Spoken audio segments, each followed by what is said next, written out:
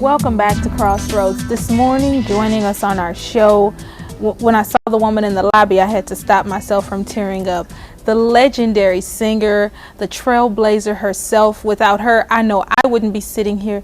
Miss Mary Wilson, thank you so much for being here this morning on Crossroads. And that's true. When I saw you in the lobby, I teared up. I had to stop myself from crying. Do you get that a lot? Actually, I do, and it's surprising because, you know, I don't know, when Florence, Diana, and I started singing, we just started singing as, just because we wanted to have fun. Little did I know that 40-some years later, you know, our music would still be around. So it is surprising that, you know, it has affected people that way, and I'm very, thank you, God. And take me back to those early years, you and Diana and Florence, and you guys were doing something revolutionary. Did you think that you would be setting a trend for groups like Destiny's Child or TLC and all the groups that came after you, or were you guys just singing and trying to make a living? Right. Well, you know, like I said, we were 13 years old, so we were really just doing it as a hobby.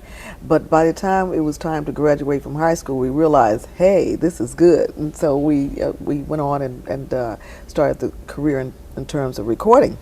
But no, you know, I don't think that we realized that, and even once we started making hit records, we didn't realize it. But it was at a time of the civil rights movement, so that really brought it to us to the idea that we did have a place that we needed to make sure that people understood who we were as black women. So that did become something that we started to be being very much aware of.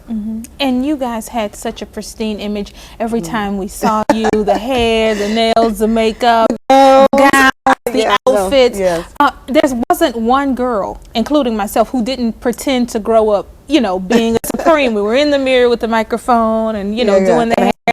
Exactly. Heard about that. I mean, we pretended, but what was it really like being a Supreme? It was really a dream come true.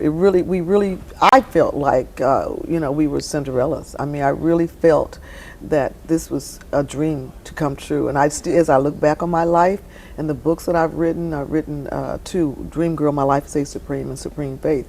And I started writing those books because my teacher said, Mira, you should become a writer.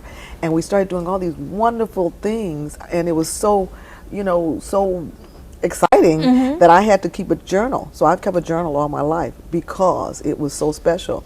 I coined the phrase BLAPS, Black American Princesses. Wow. It felt like we were princesses, really. Now, if you look back on those times, what was one of your most favorite performances, one of the things that stands out in your mind whenever you think of the Supremes in the early days? Probably we did our command performance for the Queen Mother and Prince Charles and Princess Margaret and Princess Anne and everyone, and we were still living in the Brewster Projects in Detroit, Michigan. Wow. So we were over in England doing these, you know, these command performances and then coming back home to the projects. And so I think that was probably the best time that I can remember that really epitomized how much we had succeeded at that time in the 60s. So it was really a great moment.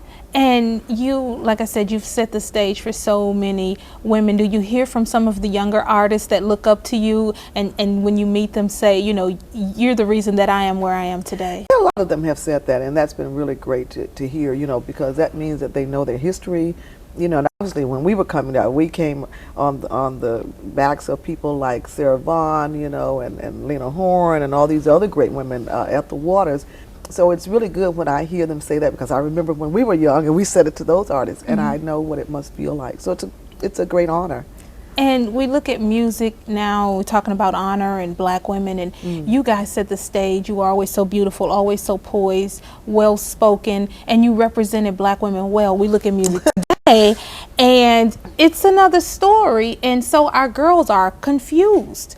Where do you think music has evolved to now? Well, you know what? I think music is the voice of young people, and every generation has that voice. I remember when we were growing up, our parents said, "Turn that music down, that rock and roll is too loud," you know. So now I'm saying the same thing to my children. Turn that music down. You know, the rap music is this and that. A lot of times, music speaks for what's going on in the world. And I think what's happening now is that perhaps we as adults might need to help clean up this world so that our children can have something happier to sing about. So the music it's moving along as we move along. So we need to move a little faster. And catch up with what's going on. Yes. Now, where are you now? Speaking of catching up, you've got a lot of things going on. You're touring. You were here recently in Minneapolis at the Dakota Jazz Club. The crowd was wonderful. Heard a lot of good things about the show. What else are you doing? I've been named spokesperson for the Humpty Dumpty Institute, where they're going out cleaning up all these old landmines in various countries, and so I'm the spokesperson to help get the word out, to bring awareness of these unexploded bombs and things that are happening. So I'm going over there in Sri Lanka for to do a concert there. I'm also the spokesperson for a couple of other organizations. And one is the Truth in Music. It's a bill that's been passed in about, I think, 15 states so far, about phony groups who go out parading as the real group. So I'm part of that. And also for conspiracy and piracy, because there's a lot of downloading and identity theft. So anyway, I'm kind of doing that on the side. Plus, I have 8 grandchildren. We were talking about that earlier. Oh, yeah. We're going to talk about that. Yeah. And I have a gown collection of the Supremes that tours, and it's going to go to Europe in next year for about 3 years. I'm putting together a coffee table book based upon the gowns, the Supremes gowns. So all those kind of things I'm doing in between my Up Close show, which is all about my singing jazz and standard tunes and not about my singing Supreme songs. Whoever comes to the show, they have to understand that this is a special thing. I'm not giving up the Supremes at all, but I am doing more of what I feel I do best, and that is singing ballads and jazz and standards. So that's kind of what I'm doing with this Up Close show. Well, don't go anywhere. We'll be right back with more Crossroads. Stay with us.